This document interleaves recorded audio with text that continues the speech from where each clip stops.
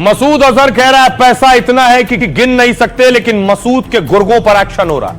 तस्वीर देखिए जरा, उमर का साथी आमिर, जिसे एनआईए ने कल पहली गिरफ्तारी की थी, आज कोर्ट में पेश किया। आमिर किसके कहने पे अटैक किया आपने?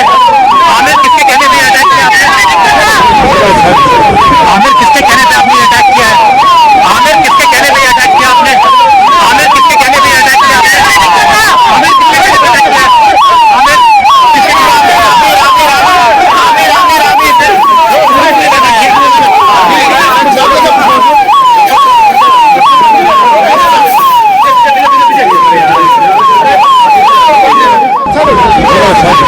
आमिर किसके कहने पे आपने अटैक किया है? आमिर किसके कहने पे अटैक किया आपने? आमिर दिखाई दिया, आमिर की आंखें नजर आ रही है, काला कपड़ा उसके सिर पर है, और ये आमिर उमर का साथी जिसे गिरफ्तार किया गया है।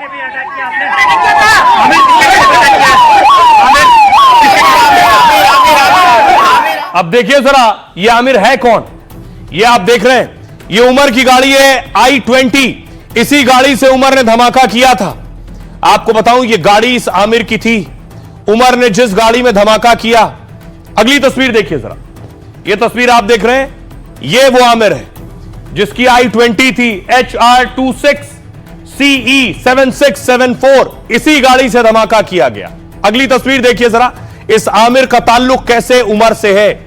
ये दोनों साथी थे, गाड़ी इसने खरीदी, गाड़ी में बम इसने लगाया, और उसके बाद देखिए क्या हुआ, बाकायदा रेड हुई। उमर के ठिकाने पर भी आज बॉम्ब डिस्पोजल स्क्वाड पहुंचा था। यह तस्वीर आप देख रहे हैं, उमर ने दरअसल जूते में बम लगाया था, यह खुलासा हुआ है।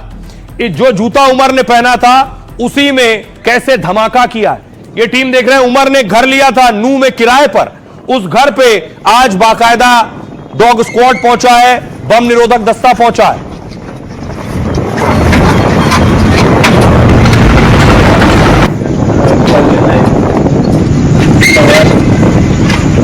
उमर ने और मुजम्मिल ने कई घर किराए पर लिए थे, उन्हीं में से एक हरियाणा के नू में ये किराए का घर था, जहां एजेंसी पहुंची है, सीआईडी हरियाणा पहुंची है और बम निरोधक दस्ता पहुंचा है।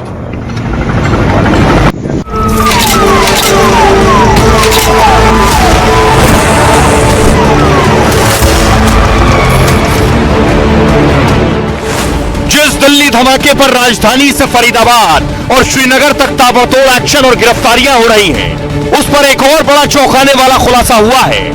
कार से दिल्ली को दहलाने वाला उमर शू बॉम्बर था, यानी जूता बम से राजधानी में बड़ा धमाका हुआ। टेरर के जिस डॉक्टर ने कार में बारूद का जखीरा भर रखा था, उसने जूते को कैसे हथियार बना लिया और कैसे जूते को दबाते हुए उसने दिल्ली में दहशत मचा दी। एनआईए से लेकर फॉरेंसिक जैसी कई जांच एजेंसियां अब जूते वाले विस्फोट की पड़ताल में लगी हैं, और यह भी पता किया जा रहा है कि उमर ने जूता बम का प्लान बनाया कहां से और उसके प्लान में और कौन कौन शामिल था। हमें टॉप सोर्सेज से जानकारी मिली है कि जो आतंकी उमर मोहम्मद था, जो I-20 कार को चला रहा था, वो शू बॉम्बर हो सकता है। शू बॉम्बर बेसिकली होता यह है कि जो जूता होता है उसमें एक बेल्ट लगानी होती है, और बेल्ट के साथ कुछ विस्फोटक वहां पर होते हैं, और पूरे बॉम्ब का जो कंट्रोल होता है, जो रिमोट कंट्रोल होता है, वो जूते के अंदर होता है। जैसे ही जूते को आप दबाएंगे तुरंत ब्लास्ट हो जाएगा। अब देखिए जरा, क्या जूते में भी बम लग सकता है, यह कोई कल्पना भी नहीं कर सकता है, लेकिन क्या ऐसा था? इस तरह का जूता उमर ने पहना हुआ था। बताया जा रहा, अगर इस जूते को ध्यान से देखिए, कहा जा रहा आगे जो नीला हिस्सा देख रहे हैं, जहां पंजा होता है, यहां डेटोनेटर था। कहा जा रहा है यहां अंगूठा था उमर का, और जैसे ही अंगूठे से दबाया पैर आगे, पंजा, डेटोनेटर प्रेस हुआ, और पीछे का हिस्सा जो आप देख रहे हैं जहां विस्फोटक था, डेटोनेटर प्रेस हुआ और विस्फोटक तक गया और धमाका हुआ। इसे ट्रिगर मैकेनिज्म कहते हैं। फिर यह धमाका हुआ। दिल्ली धमाके की एनआईए जांच में सनसनीखेज खुलासा हुआ। धमाका करने वाला आतंकी उमर शू बॉम्बर हो सकता है, और मतलब उमर ने जूते के जरिए दिल्ली में बड़ा धमाका किया है। फोरेंसिक टीम को कार की ड्राइविंग सीट के नीचे सोचिए एक जूता मिला।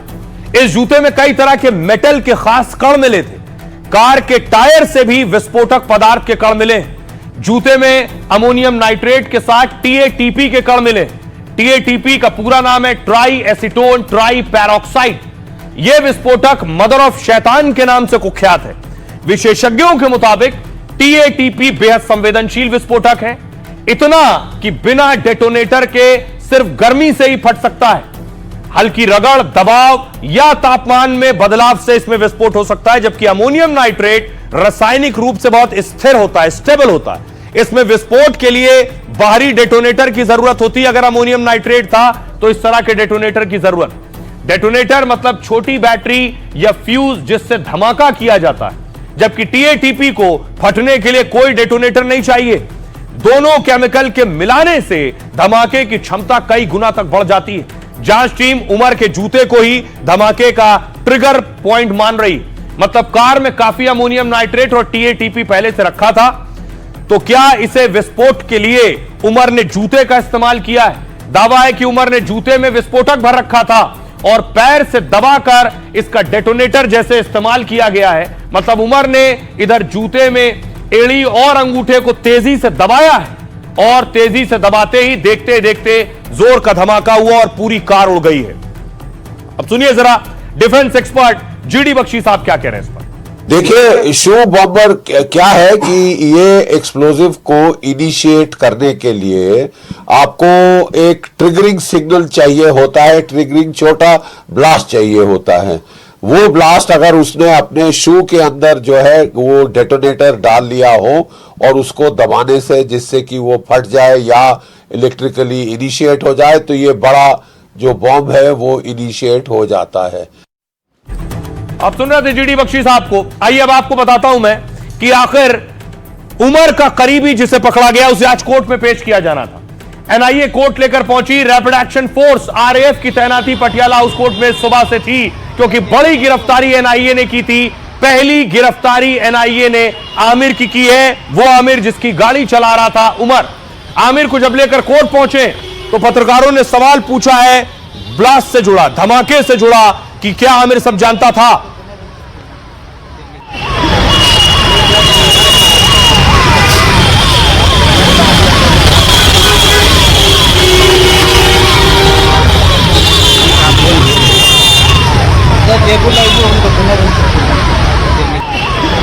अब देखिए जरा, आमिर से अब पूछताछ करेगी एनआईए। इकलौता आतंकी जो उमर से जुड़ा हुआ था, क्या आमिर सब जानता है? धमाके की साजिश रचने वाले आतंकी पर शिकंजा कस गया। आरोपी आमिर रशीद को एनआईए की 10 दिन की हिरासत में भेजा गया है, 10 दिन की रिमांड। एनआईए की टीम अब आमिर को लेकर कश्मीर जाएगी। उमर से वो कहां मिला, कहां साजिश रची, सबकी पड़ताल की जाएगी। दरअसल धमाके में इस्तेमाल कार आमिर के नाम पर ही थी। कश्मीर के पेम्पोर में रहने वाले आमिर ने ही उमर को एक कार दिलाई। एजेंसी के मुताबिक आमिर धमाके की साजिश में उमर का साथी था। आमिर ने ही उमर को रहने के लिए सुरक्षित ठिकाना दिलाया। वो बम बनाने से लेकर कार में लगाने तक में उसका साथ दे रहा था।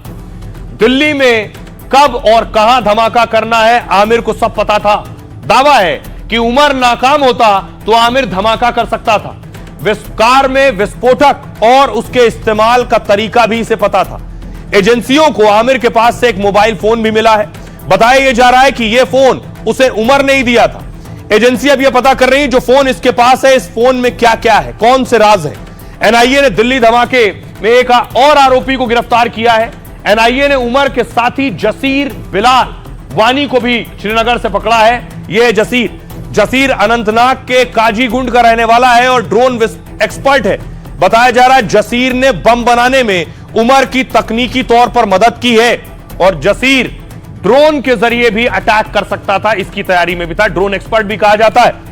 अब आपको बात सुनवाता हूं। जो आमिर पकड़ा गया है, जिसकी गाड़ी थी, उसके घर वालों का कहना है कि आमिर अगर सामने आ जाए तो उसको थप्पड़ मार दे। सुनिए।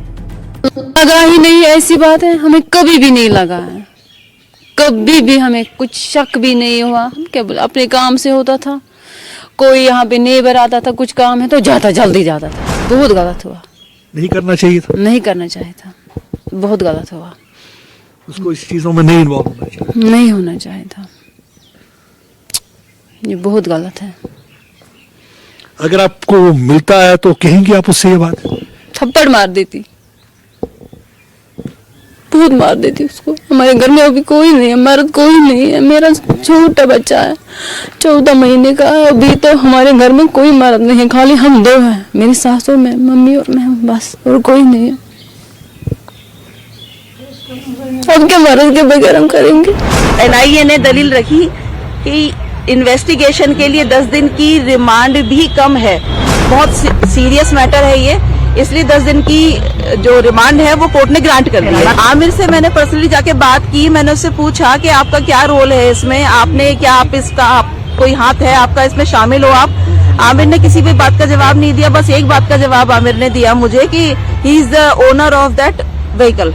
कोई ले जाने की जरूरत तो कोई मुझे उसके फेस पर कुछ भी ऐसा नजर नहीं आया, कोई ग्लानि, कोई पश्चाताप, कोई शिकन भी नहीं थी उसके फेस पर। और इस बीच बड़ी खबर आ रही है, आपको बता दें, जिस एक दूसरे आतंकी को पकड़ा गया है, उस आतंकी, दिल्ली बम धमाके से जुड़ी बड़ी खबर है। आपको बता दूं, जसीर बिलाल वानी के पिता ने आत्मदाह कर लिया है। दिल्ली धमाके के आरोपी जसीर के पिता की मौत हो गई है, उन्होंने आत्मदाह किया है। जसीर के पिता ने खुद को आग लगा ली है। तस्वीर भी मैं दिखाऊंगा, तस्वीर आप देख रहे हैं जिस वक्त उन्होंने आग लगाई। आग लगाने के बाद बुरा तरह से झुलस गए थे वो, उन्हें अस्पताल ले जाया गया। जसीर बिलाल को आज उठाया है जांच एजेंसियों ने आतंक के आरोप में, जिसके बाद देखिए पिता ने आत्मदाह किया और उसके बाद उनकी मौत हो गई है।